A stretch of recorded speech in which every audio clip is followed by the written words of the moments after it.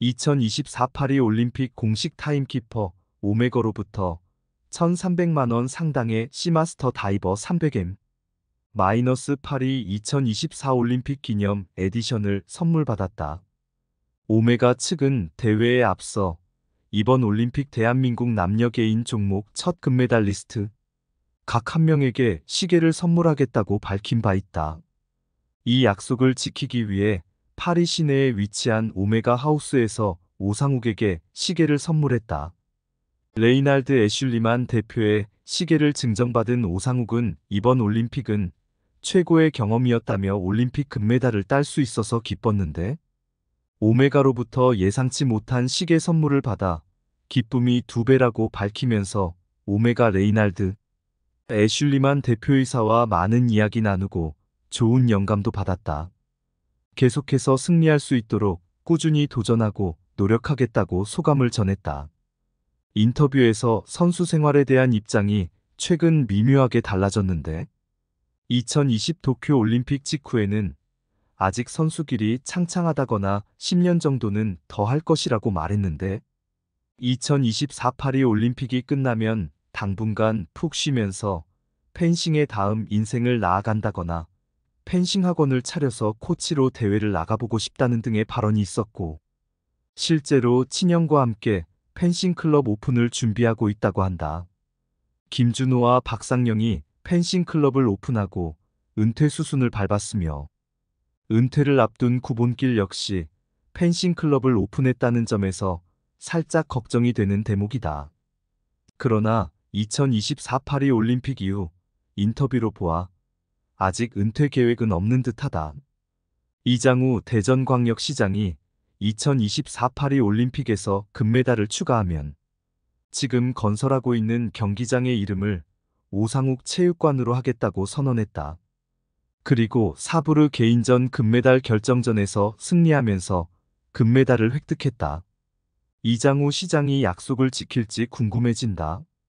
이호근이 가능성을 알아보고 2012년과 2013년 방학 때 동의대학교에 데려와 훈련시켰다고 하며 대표팀에 들어오고 나서는 곧 세계 최고의 선수가 될 것이라고 예언했다. 실라지 아론과의 개인전 상대 전적은 11전 7승 4패인데 실라지를 상대로 전적이 우위에 있는 유일한 선수이며 그랑프리 결승에서 3번 만나 전부 승리했다. 2020 도쿄 올림픽 대진표상 준결승에서 빅매치가 성사될 예정이었으나 8강에 그치는 바람에 불발되었고 2024 파리 올림픽에서는 대진표상 8강에서 만날 것으로 보였으나 이번에는 실라지가 32강에서 광탈을 하는 바람에 또 불발되었다. 2023 서울 그랑프리 결승 때 산드로 바자제가 그를 향해 윙크했고 시상식에서 그의 배를 손으로 툭 쳤는데 그도 대답으로 바자제의 배를 툭 쳤다. 그를 응원 온 형수가 바자제와 함께 찍은 사진을 인스타그램에 올리기도 했다. 결승에서 실라지 아론과 산드로 바자제 중 누구를 더 만나고 싶냐는 질문에 요즘 폼이 좋은 바자제를 만나고 싶다고 밝혔다. 그러나 2024 파리 올림픽 개인전에서 실라지 아론은 32강, 산드로 바자제는 16강에서 광탈을 하며 만나지는 않게 되었다. 롤모델은 김정환인데 실력도 뛰어난 데다가 항상 겸손하다고 한다. 처음에는 차가워 보였는데 나중에는 인사를 받아주는 것만도 자랑거리였다고 한다. 펜싱에 열정을 가지고 이것저것 물어보는 것이 기특해서 본인의 경험과 시행착오를 전부 전수해 주었다고 한다. 김준호와 함께 국가대표에 선발되었는데 둘 다 잘한다고 주목받는 유망주여서 처음에는 둘만의 경계심이 있었다고 한다. 오은석과는 공통점이 많은데 같은 오씨이고 삼형제 중 차남이며 당대의 사부르 간판이자 최연소 국가대표이다. 다른 지역의 실업팀에서 활동하다가 고향에 새로 창단된 실업팀의 주역으로 입단했고 아시안게임 개인전 결승에서 1점 차로 금메달을 놓치며 병역 특례가 좌절된 경험이 있다. 2016 리우데자네이루 올림픽 에페 남자 개인전에서 박상영이 금메달을 획득한 것에 동기부여를 받았다고 한다. 대전대학교 선배인 김영우가 가장 좋아하는 후배 펜싱 선수로 그를 언급했는데 김영우가 한 펜싱의 꽃은 플레레이며 에페와 사부르는 펜싱이 아니라는 말에 대해 옛날 사람이라는 폭탄 발언을 해서 큰 웃음을 주었다. 김정환이 본인을 롤 모델이라고 말한 홍대부고 후배에게 상욱이 아니야? 라고 되묻자 두 분 다 롤 모델이라고 대답했는데 실제로 수많은 펜싱 꿈나무들이 그를 롤 모델이라고 밝혔다. 대전광역시에서 유망한 후배로 대전대학교의 김재원과 현준을 언급했는데 특히 김재원은 대전광역시청과 대표팀에 함께 소속되어 있다.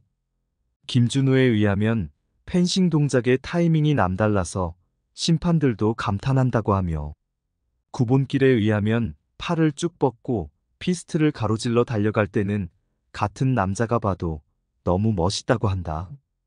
우리나라에서 펜싱 및 사부르 종목이 그다지 비인기 스포츠라 일반인들은 그의 실력과 그 능력에 특별히 관심을 가지지 않지만 유튜브에 그의 이름을 영어로 검색해보면 많은 그의 플레이 스타일에 관한 외국 동영상들이 존재하며 그 내용 또한 대부분 믿을 수 없는 플레이로 펜싱 사부르 종목을 과거와는 다르게 완전히 바꾸어 버린 엄청난 선수로 평가하고 있다. 이에 신용카드를 쓰지 않는다고 밝혔는데 구본길은 은행에 현금이 빵빵하게 있으니 당연하다고 계속 놀리자 침대 없이 지폐를 깔고 잔다고 받아쳤다. 칸골 가방을 가지고 있다. 2009년 중1 때 펜싱 선수인 친형을 따라 펜싱장에 처음 발을 디디며 본격적으로 펜싱을 시작했다.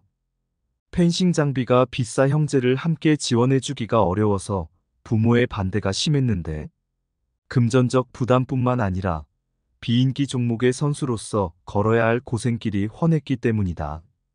자동차 부품 판매업자인 아버지와 국방과학연구소에 근무하는 어머니 아래의 평범한 가정에서 자란 그가 마스크나 재킷 하나에 수십만 원씩 하는 펜싱을 쉽게 하긴 어려웠고 그를 아예 펜싱부가 없는 중학교로 진학시키기도 했으나 그의 재능을 알아본 매봉준 감독은 부모를 적극 설득했고 공부와 펜싱을 병행하던 중2 때 3학년 선배들을 모두 제압하는 등 소질을 보이자 중3 때부터 전문 선수로 나섰다. 다행히 대전광역시 교육청에서 펜싱 예산을 마련해 매봉준과 송총고에 장비를 적극적으로 지원했고 가난하지만 재능 있는 어린 선수들을 돕는 후원회인 운사모 운동을 사랑하는 모임에서 월 20만 원의 환경지원금을 중3 때부터 고3 때까지 4년간 받아 큰 도움이 되었다고 한다. 그 역시 지금은 운사모의 회원이 되어 후배들을 위해 후원금을 내고 있다. 중1 때까지만 해도 160cm 초반 정도였던 그는 고1 때쯤에는 키가 187cm까지 자랐는데 체구가 작은 탓에 스피드를 강점으로 두고자 했던 노력이 지금의 신체 조건과 맞물려 결과적으로 2마리의 토끼를 다 잡게 되었다. 전국 소년체전과 전국체전 등 각종 대회에서 금메달을 휩쓸며 전관왕에 올랐고 송총고를 졸업하기 직전에는 역대 최연소 사부르 국가대표로 선발되었다. 20만 1415 시즌 12월에 대통령배 전국 남녀 펜싱 선수권 대회 16강에서 당시 세계 랭킹 1위인 구본길을 꺾는 파란을 일으켰고 국가대표 선발전에서 3위로 역대 최연소 태극마크를 달았다. 국제대회 데뷔전인 1월 파도바 월드컵에서 동메달을 목에 걸었다. 송총고를 졸업하고 대전대학교에 입학했다. 세계 랭킹 46위로 시즌을 마쳤다. 20만 1516 시즌 9월 강원 전국체전 결승에서 김준호를 꺾고 우승했다. 6월 우시 아시아 선수권 대회 단체전에서 우승했다. 2016 리우데자네이루 올림픽에 사부르 남자 단체전이 열리지 않고 개인전은 국내 랭킹 2위 안에 들지 못해 출전권을 얻는데 실패했다. 세계 랭킹 24위로 시즌을 마쳤다. 20만 1617 시즌. 12월에는 2016 펜싱인의 밤에서 우수선수상을 수상하고 죄르 월드컵에서 헝가리의 서트마리 언드라시와 구본기를 연파하고 처음으로 국제대회 개인전 정상에 오르며 세계 랭킹 17위로 도약했다. 2월 파도바 월드컵에서 2년 만에 동메달을 획득했고 6월 홍콩 아시아 선수권대회, 7월 라이프치히 세계 선수권대회, 8월 타이페이 유니버시아드 단체전에서 전부 우승했다. 세계 랭킹 7위로 시즌을 마쳤다.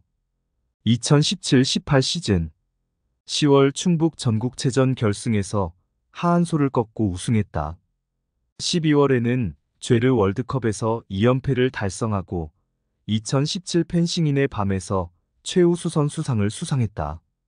이어 칸쿤 그랑프리에서 세계 선수권대회 우승자인 헝가리의 서트마리 언드라시와 올림픽 2연패 실라지 아론을 연파하고 처음으로 그랑프리 우승을 차지하면서 세계 랭킹 3위로 올라섰다.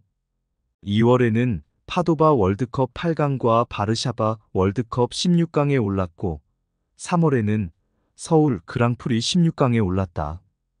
5월에는 모스크바 그랑프리 결승에서 루카 쿠라톨리를 꺾고 우승하며 세계 랭킹 2위에 올랐고 마드리드 월드컵 준결승에서 실라지 아론에 패해 동메달을 획득했다. 6월 방콕 아시아 선수권 대회에서 단체전 동메달을 획득하고 7월 우시 세계 선수권 대회에서 단체전 2연패를 달성했다. 세계 랭킹 5위로 시즌을 마쳤다. 2018 자카르타 팔렘방 아시안게임 김정환을 제치고 국내 랭킹 2위에 오르며 개인전 출전권을 얻었고 결승에서 3연패에 도전하는 구본기를 만나 접전 끝에 14대 15로 패배하면서 은메달을 획득했다.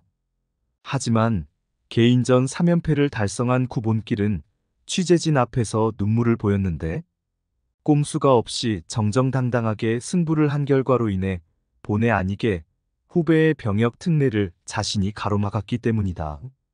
결국 구본길은 단체전에서 반드시 후배들에게 금메달을 걸어주겠다라고 약속을 했고 마침내 단체전 결승에서 이란을 4,532로 꺾고 금메달을 획득하면서 그는 약속을 지켰다.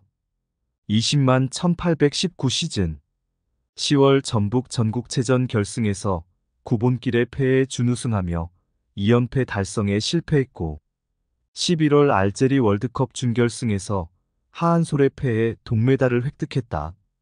2월에는 바르샤바 월드컵 준결승에서 미국의 일라이 더슈위츠의 패에 동메달을 획득했으며 카이로 그랑프리에서 김준호와 실라지 아론을 연파하고 우승했다. 대전대학교를 졸업하고 성남시청에 입단했다. 3월에는 파도바 월드컵 16강에 오르고 부다페스트 월드컵 결승에서 독일의 막스 하르퉁에 패해 준우승했다. 4월에는 서울 그랑프리 결승에서 실라지의 15대 14로 역전승하며 처음으로 홈에서 우승컵을 들어올렸다. 5월에는 마드리드 월드컵 준결승에서 실라지에 패해 동메달을 획득하고 모스크바 그랑프리 32강에 올랐다. 6월 도쿄 아시아 선수권 대회와 7월 나폴리 유니버시아드에서 연달아 2관왕에 올랐다. 2019 부다페스트 세계 펜싱 선수권 대회 개인전 준결승에서 루카 쿠라톨리를 꺾고 결승에서 2017 라이프치히 세계 선수권 대회 우승자인 헝가리의 서트마리 언드라시를 만나 전반에는 4대 8로 밀렸으나 후반에 15대 12로 역전승하면서 처음으로 세계 선수권 대회 개인전 정상에 올랐고 동시에 드디어 세계 랭킹 1위로 올라섰다.